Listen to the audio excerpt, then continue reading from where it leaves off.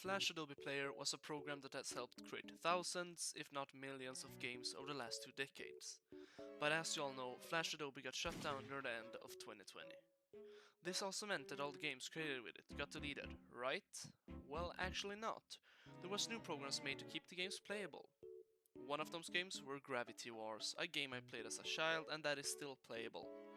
Gravitee Wars is a game designed and developed by Funky Pear and was released on, for example, Congrade and A10 Games. Currently, the only site that I have seen it playable on is Congrade.com thanks to another program called Supernova. Now, before I start talking about the actual game, I would just want to give credit to Terror, a friend of mine who actually inspired me to make this video, as he also makes game reviews. So make sure to check out his channel in the description below, give him a subscribe, maybe a nice comment. But now, let's get to the actual game review.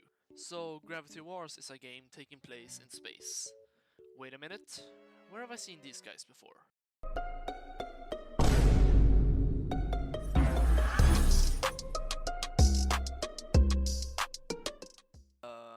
Anyways, you have a team of astronauts that need to kill other teams of astronauts. You take turns shooting your enemies, and depending on how many characters you have in your team, it will be more random where you start, because each turn you will play as a different astronaut in your team.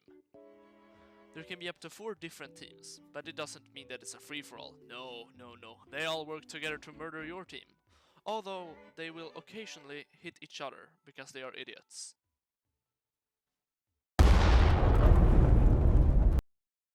Also, it does not matter how many teams there are, you will still get to attack every other turn. Each turn, you will get to choose which weapon you use to shoot your enemies. I will quickly cover what all of the weapons do. But firstly, a heads up, you unlock weapons as you go, and you unlock them in the order as I'm explaining them. The rocket launcher is, well, a rocket launcher, and also your starting weapon, that will deal more damage on impact or can be used to knock back the enemies. Right. Because they're in space, there is low gravity, so shooting explosives near to your enemies might cause them to fly out into space. The gravity also makes aiming a bit harder because it will pull shots towards the planet.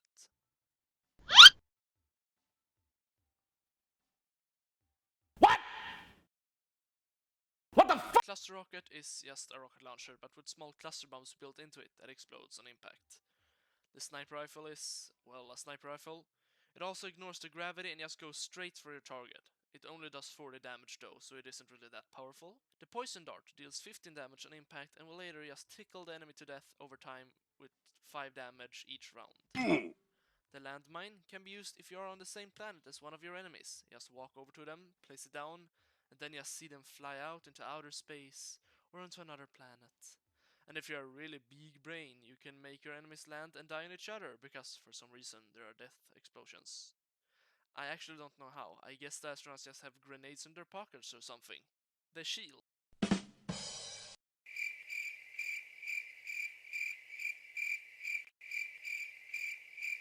The shield is actually not a weapon. It's more of a defensive tool. You can place it anywhere unless it's too close to a planet. The shields work in that way that when it gets hit, it will deflect the shot. It can get hit up to 5 times and then it breaks. If you somehow get knocked back into the shield by getting exploded or something, it will just evaporate you instantly. Drill bombs is one of my personal favorites, because you can shoot through planets. It just drills its way through and explodes on the other side. This weapon will also carry you until you unlock the later weapons that are even better. The next weapon is the teleport. That may sound pretty good at first, but it really isn't. Thing is, you can only use the teleport and then your turn is over.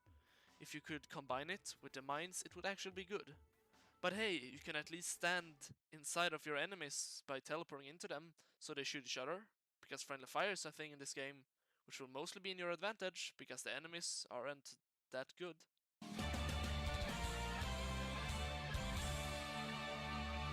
Then there's the nukes. They're like the rocket launcher, but there's 2 things that differ. Firstly, it has a much bigger explosion range and a more powerful knockback. The second thing is that everyone who is standing on the planet where the explosion happened will get radiation on them, which is just like the poison dart. You take 5 damage each turn until you die. Last, but certainly not least, is the meteor shower. It's gonna carry you through all the late stages. Why, I hear you wonder? Well, maybe because you can use it anywhere you want, and it shoots 10 meteors that have explosions as big as the rocket launcher. Yeah, this weapon will just delete whoever you use it on. There is just one more thing. You don't just unlock the weapons and can use an unlimited amount of them, except for the normal rocket launcher you have to buy ammo, to a maximum of 5 per stack, and the prices differ from each weapon. I'm not gonna go through all the costs, but here's a picture of them all.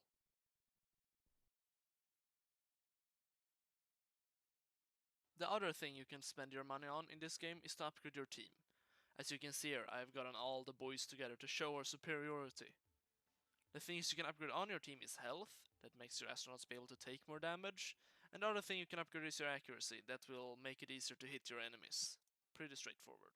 The game consists of 25 different maps and 5 chapters, with varying difficulties. All the maps are uniquely made with random tools to both help and ruin your chances of winning. There are 3 major things to point out. One is the sun that works like a planet, but will instantly scorch you on impact. Secondly, there will be mines and shields randomly placed around the planets. Lastly, on some rounds, power-ups will spawn on random planets as well. There are 2 power-ups that will spawn. The health box that heals 25 health, and the weapon box that gives you a random weapon that you have unlocked. But beware, the enemies can also use these power-ups. When you complete a level, you will get a star, either bronze, silver or gold. Depending on how few rounds you have completed a level, you will gain one of these stars. But that's not all. Even if you have completed all 25 stages with a gold star, you're not done. You can still earn awards, which is just like achievements, or you could unlock rewards, such as idle and win animations. So if you want to be as cool as me and 100% this game, well, you're free to go. By the way, the music in this game is awesome. The background track is for sure a banger. It also has multiple hours of gameplay, at least if you try and 100% it. Even if you don't want to try and 100% it, you should still give it a go. In summary, I think Gravitee is a solid 7 out of 10 and it's a Flash game that I actually like, not only for the nostalgia, but for the fun experiences even now. If you enjoyed this video, please give it a like and subscribe. I will see if I try to make this into a series, because I have played a lot of Flash games in my childhood. So if you have any recommendations, leave them in the comments down below. Anyways, I hope you have had a good day, continue to have it, and bye dudes!